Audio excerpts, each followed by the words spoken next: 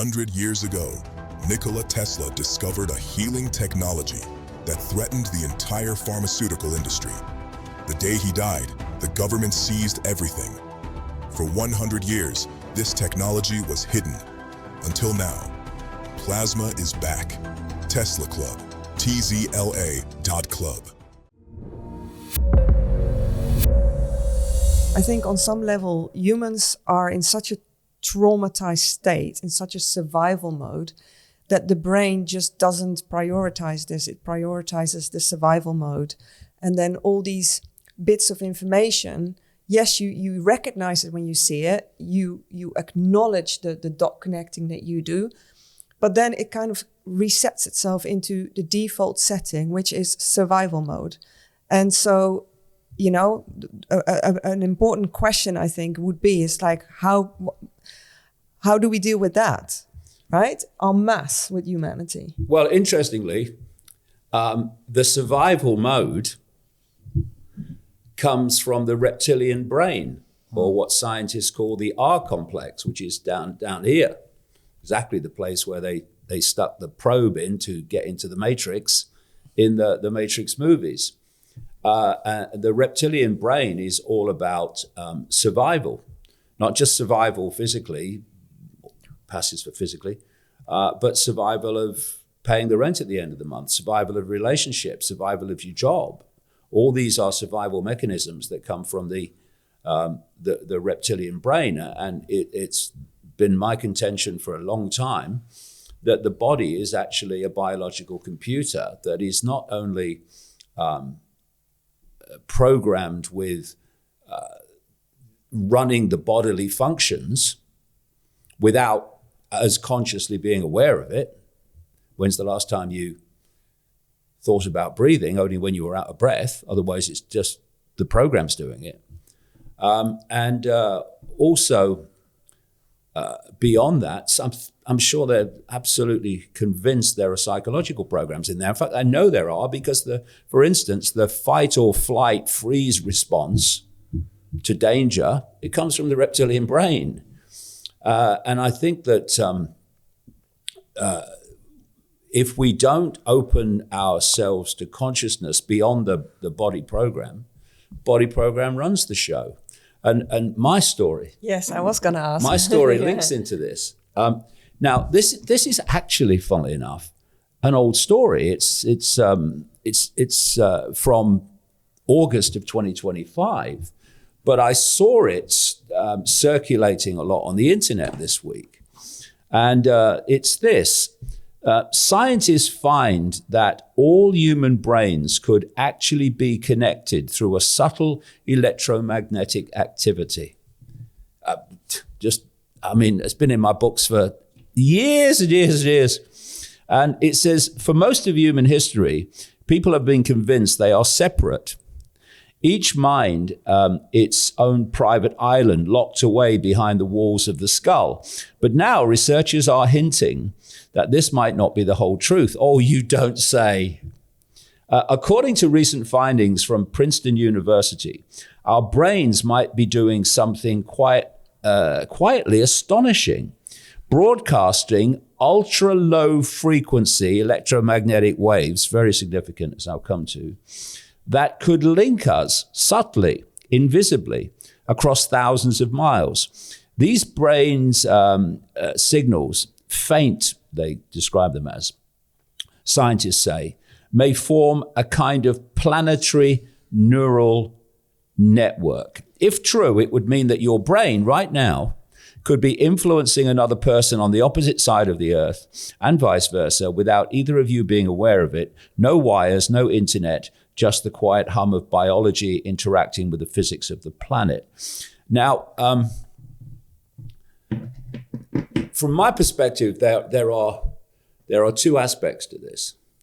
As I just mentioned, I'm saying the human body is a biological computer, and it carries bodily function programs. That's why, the body's doing fantastic things second by second.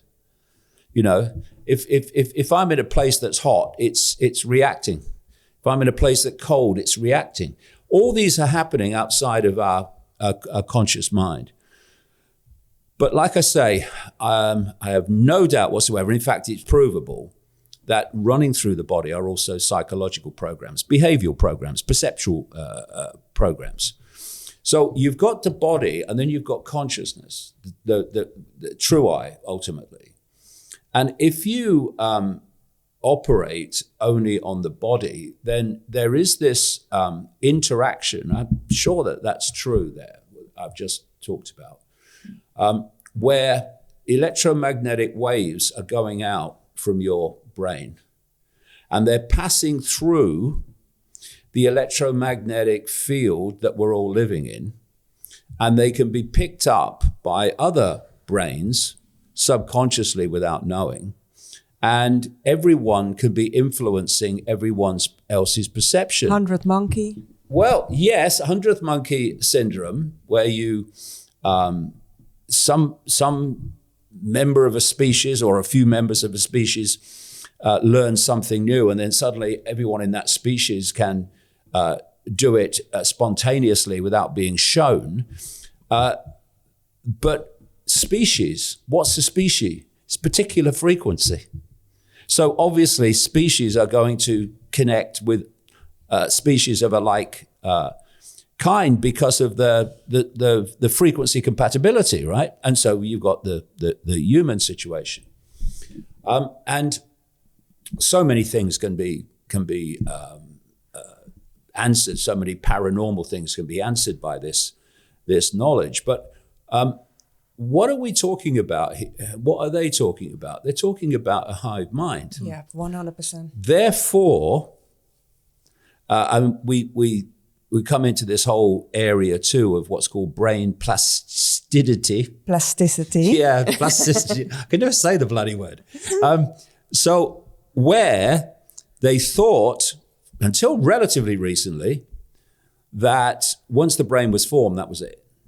But now they know that information, the nature of the information that you receive, because the information is coming to the brain in the form of frequency, electromagnetic, electrical frequency, which it then processes that way as well.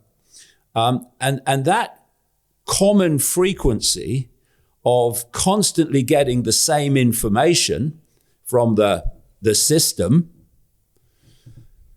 means that the neuron networks form to process that information.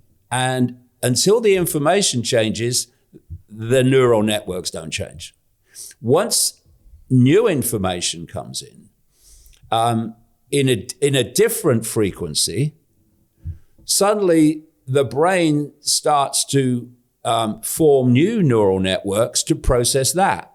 And what happens to the person is they have a perceptual change.